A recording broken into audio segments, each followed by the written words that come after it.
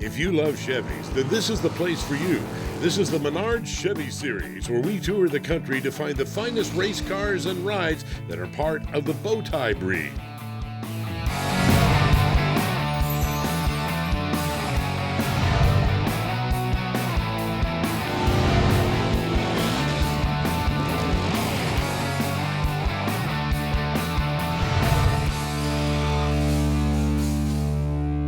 Welcome to the Menards Chevy Series here at Bandimere Speedway. Bandimere always has a great turnout. All kinds of great cars, beautiful cars, and some cars that, well, maybe at first glance need a little work. But every car has a story. For instance, L78 Big Block, 4-speed, power windows, Endura bumper, fiber optic makes this car one of one. So it looks like it needs work, but it's actually a survivor car. Speaking of other great cars, let's check out our first producer pick. Chris Johnson has got the most awesome candy apple red 1958 Chevrolet. Tell me about this car. Now, this car is a car I owned when I was 16 years old. Sold it to a family friend. He called me up earlier this year and said, come and get your car. So I went back, got it. He had it all customized in the meantime by Joe Balon, the guy who invented candy apple red. This was one of the last cars he did on his own. Finished it in 2001. It's got an amazing paint job, amazing scoops, custom bodywork everywhere, airbags, so it drops, lifts. It's been a blast owning it. What is it like driving this thing out on the highway? It is amazing, the number of people that follow me, whipping out their cameras, videotaping it, going down the road, pulling me over to take pictures. It gets a lot of attention. Now the car is called Scoopy, and why is that? I think I counted 26 scoops that have been added to the car. So that's a lot of scoops. And a 58 Chevy was your first car. This car was my first car. Yeah, when I was 16 years old, this was my car. Got rid of it when I was 17 or 18, and then I just got it back. It wouldn't be the Menards Chevy Series if we didn't get a little No Madness in on the action. This is Bill Baker. His blue 57 Bel Air is mega. Bill, how long have you had this car? 10 years. I actually bought it in Illinois and actually tore the car completely apart. 2-year build on it. I've enjoyed it the last 8 years. Back in the day, I owned a 57 Chevy Bel Air 2-door hardtop with this same cloth black and silver interior, and I wanted to carry that over into the Nomad. The power plant, on the other hand, is not all original. No, it's a 2006 LS2 6-liter 400 horse, and it's mated with a 4L65E electronic transmission. It drives actually pretty good. I have airbags on all 4 corners, air ride suspension. I like my car slammed down in the ground, so I was only able to do that through the airbags. You've been a hot rodder all your life? Yep, I grew up in a Standard Oil service station my dad owned back in Kansas. So I got an early start. I started drag racing when I was 16 with 55 Chevy and had Chevys all my life. The Menards Chevy Series will be right back to Bandimere Speedway, where we'll check out a Camaro with a performance pedigree.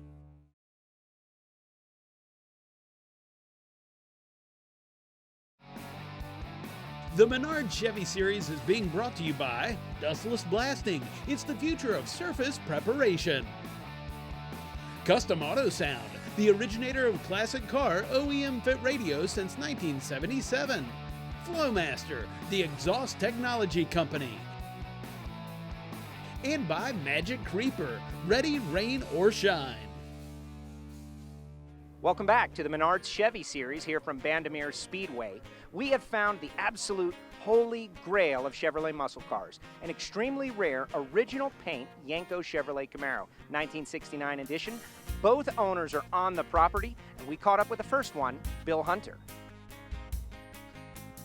Bill, tell me about when you first picked up this car. Well, it was off of a truck that just came in on the lot. I'd blown one up already the night before. And so I went back and I traded it for this one here. Went out drag racing. So you bought one Yenko, blew it up, and then bought another one in the same 24-hour period. Right. That's overnight. And this one didn't blow up right away, so it's still here. What was it like driving such a rare piece of automotive history? In the later years, it was quite nice. In the early years, it was just a gas hog and a go-fast car. So it was a lot of fun. Wasn't too many cars got in front of it out on the streets. So Did Dave really pressure you to buy the car? he talked to me quite a few times, yeah. And he more or less came down, and I figured, well, he's coming to get the car, whether I want to sell it or not. But I talked to him and figured out that the car would be better off with him. What about you, Dave Beam? You own it now.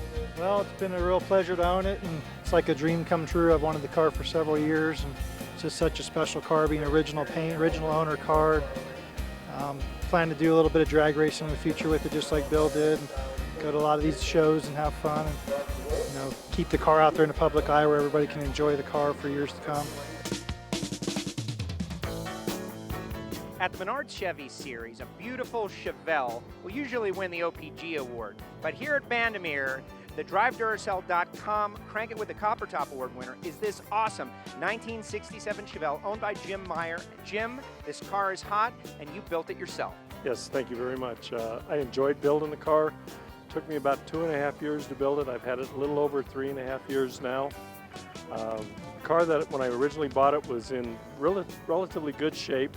Knew what I wanted to do with it and drove it home. It drove fine, but the minute I got it home, in the garage it went.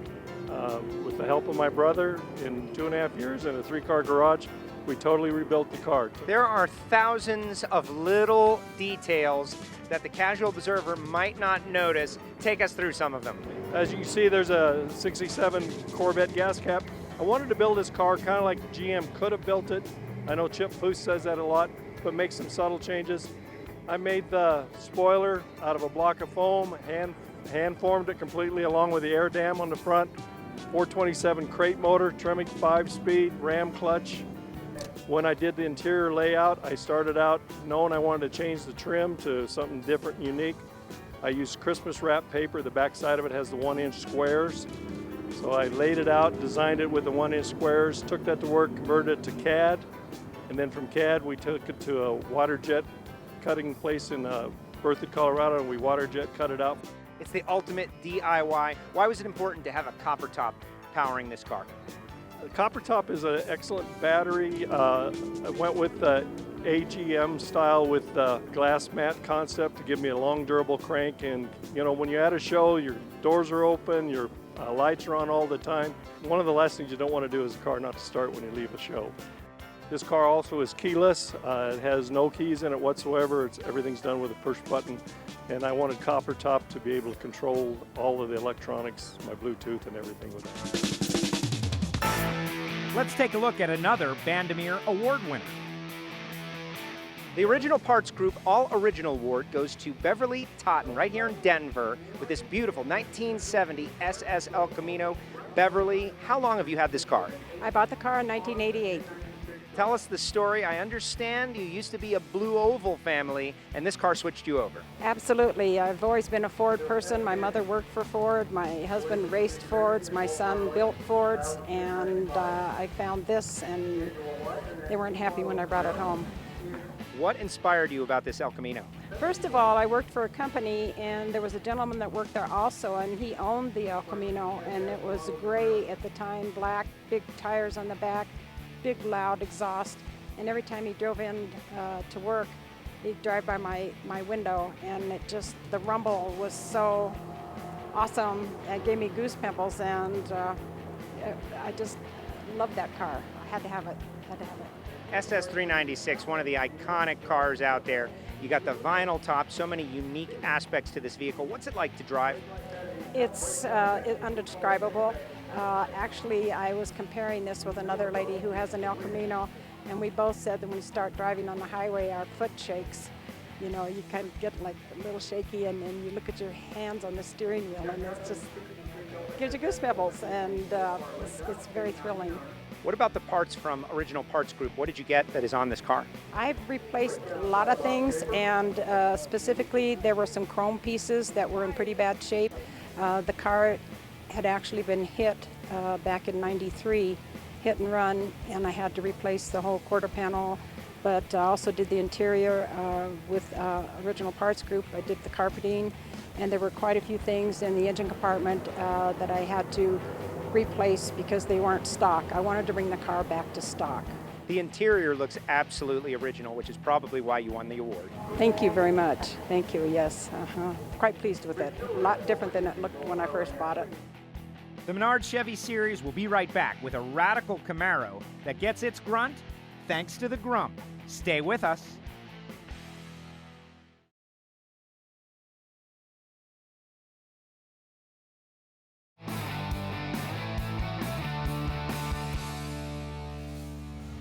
Welcome back to the Menards Chevy Series, and I know you're smart enough to know you're looking at a couple of Fords. Why are they at the Chevy show? Well, small block Chevrolet for power. A guy who knew a lot about Chevrolet power is Bill Grumpy Jenkins, who built the power plant in this next producer pick, a 1969 Pro Touring Camaro.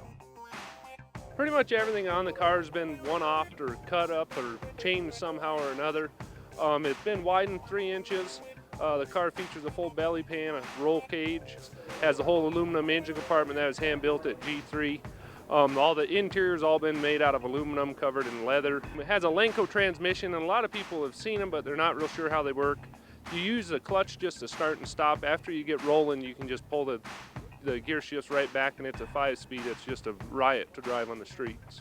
And have you driven it on the street? What kind of reactions do you get? Out on the street, it's actually a little bit scary because a lot of people are just looking at you, and you know one of them's hand's gonna follow their head and run into you. But we drive it around quite a bit, and the owners I know have drove it and enjoy it too. So we've heard that story before. Bill Grumpy Jenkins power under the hood. That must be awesome. Yep, it was. We were lucky enough. The owner, Clayton Graham from Baker, Montana, he's known that Grumpy Jenkins, so he had him build this 572 with 750 horse, along with Smending Performance from out of California.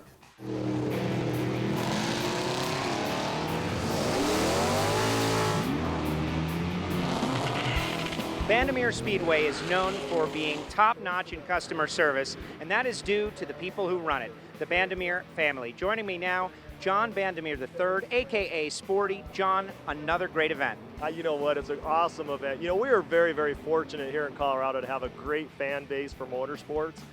You are the general manager, you're running the show, you're making sure everything works right, but on this given day, you're also a racer. Tell us about it.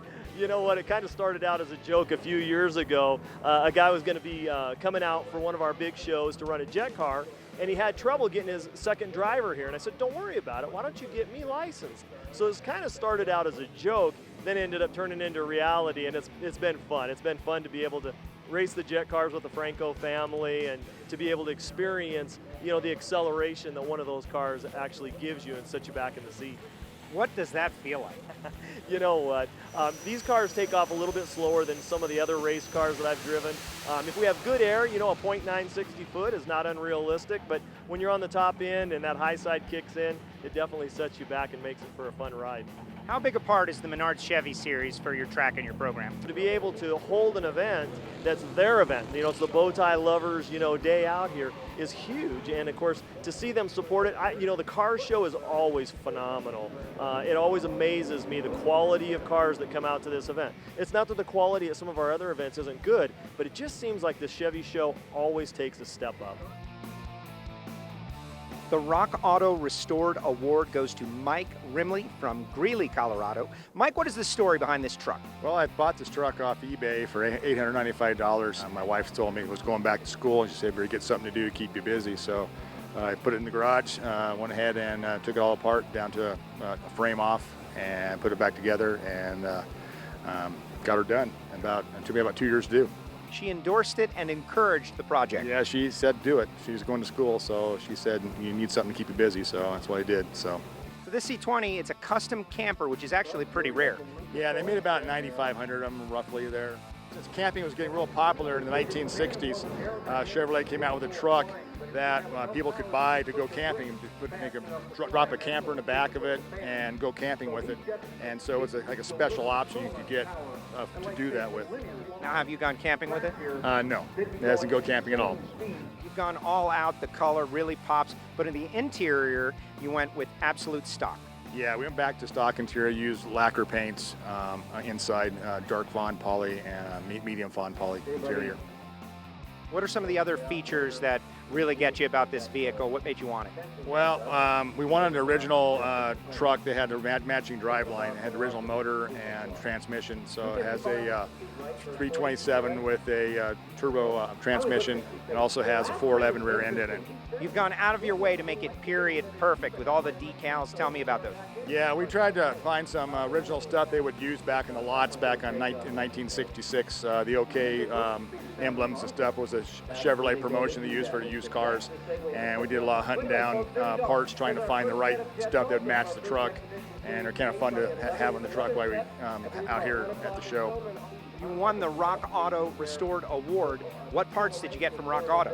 We bought some wheel cylinders for it, for the brakes, and also bought some springs too for the brakes, and that helped us a lot get it done. We're kind of in a pinch, and so we called them up and had it to our door pretty fast.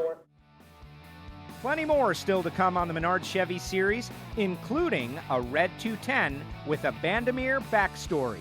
We'll be right back.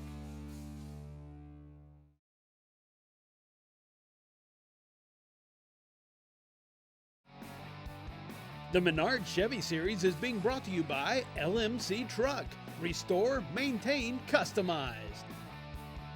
Bruiser Conversions. You dream it, we build it. Steel Rubber Products. Quality crafted rubber parts and weather stripping. And by Borla, the world's most winning exhaust. Welcome back to the Menards Chevy series. At each and every Chevy show, we see cool pickup trucks like this slammed Mini. This thing is radical. They call it the Grenade. And since we're talking about pickup trucks, check out this next producer pick. We got a little tailgate going here at Bandamere Speedway where we've got all original cars like this 1500 Chevrolet Silverado of Doug Case. Doug, how many miles are on this truck? On the way here this morning, it just rolled over 3,000 miles. It's got about 3,020 miles on it. So if we wanted to see exactly what 1992 was like, this truck is it. Tell us about it. Absolutely. I actually purchased this truck from the original owners. Immediately when I opened up the door, it smelled like a brand new vehicle inside. The more I looked around the vehicle, the more I realized that this was a brand new 92 Chevy pickup truck, kind of encapsulated from way back when. I brought the vehicle home, dusted off a little bit after I purchased the truck, went to armor all the tires, and I noticed that the original factory grease pencils were on the tires. Cleaned them off a little bit, but it's still very apparent. Everything on the frame from the factory is still very apparent, still smells like new inside. It's actually a real big joy to drive. I love the truck. The LMC Truck Life Award winner is usually some sort of slammin' truck. This particular 1951 Chevrolet has got a story from the slammer. Willie Paralia is the owner. Willie, you got this truck 30 years ago, and it is absolutely gorgeous. Tell us the story of this truck. About 30 years ago, I wanted a truck like I drove in high school, so I got 3 trucks together, and we ended up with this truck. And who did the restoration? Buena Vista Correctional Facility. My twin brother was a guard there, and he got it in the paint program. It started out at 10 cents an hour, and they work on it until it's finished. It's off the frame restoration. Everything was upside down and sideways. When I got it back, it looked like this. And how long has this restoration been on the road? 30 years. This paint job is 30 years old. What parts did you get from LMC? I got the chrome at the top, the bumpers, the shield, the mirrors, the tail lights, and probably the most famous part I got from you is a car cover that's amazing. Willie, tell me about the driveline. The driveline it all came out of an 86 wagon and 350 transmission, 350 engine. It was a brand new crate engine. Well, the bed area was done by Mr. Cook and with the parts from LMC. Tell me about the interior. The interior was done by Frank's in Pueblo, Colorado, and he made me buy a T-seat, a TEA. It's made for this truck. It's got the Lombard in it. It's gorgeous. And the interior come out of a Lamborghini design and the little red piping stripe. And I'm very proud of it. So I probably go too slow, as the kids would say, but I don't want to hurt it. The The Minty's Top Dog Award goes to this beautiful 1956 Chevy 210 owned by Steve Lutke. But this car isn't winning its first award at Bandimere Speedway. Steve, tell me about that day in 1970. Well, we came out here to the drag races. The car raced in stock and came out here and they gave us Best Appearing Car and Best Appearing Crew in 1970. Panic again. What is the story behind the name? Yeah, well, my dad had a four-door wagon named Panic. He sold the wagon and some money to buy this 210. And so when he got it all done, he decided to make it Panic again. Under the hood, super customized, including the air intake. Yeah, it's a 383 stroker, short block Chevy crate motor. It's about a little under 500 horsepower. A tribute to your dad with the paintwork under the hood. Yes, it is. It's the custom air breather there. I wanted something different, and so I had that. I drew that up, and had Roger build it, and with his name and my name on it, you know, just in honor of my dad. It was a race car. It's now a show car. You came all the way out from Omaha, Nebraska for this show. Yeah, I love this place. I mean, this is where the car usually raced, and I've been coming out here for the last 7 years, and you know, you can't beat it. I mean, it's beautiful out here. And you won the Minty's Award. What does that mean to you? It means a lot, you know. I mean, it's, you know, I didn't build the car to go out and win trophies and awards. I built the car because I found the car, it's back home where it belongs, and I built the car how I wanted it for the second generation, and it's just hats off to the guy who built the car and to my dad and everybody that surrounds it. Any plans to take it down the track ever again? Yes, matter of fact, I wanted to take it down the strip today, and I didn't get the seat belts installed. So I'm planning on next year, I'm gonna get the seat belts installed and just, you know, take it down the strip and, you know, honor my dad and of the car, because that's where it belongs. Well, that puts a wrap on our trip to the Rockies with the Menards Chevy Series, but keep an eye out for when the series visits a track near you. It's a guaranteed great time. Next week, we'll be in the Northeast at New England Dragway. See you then.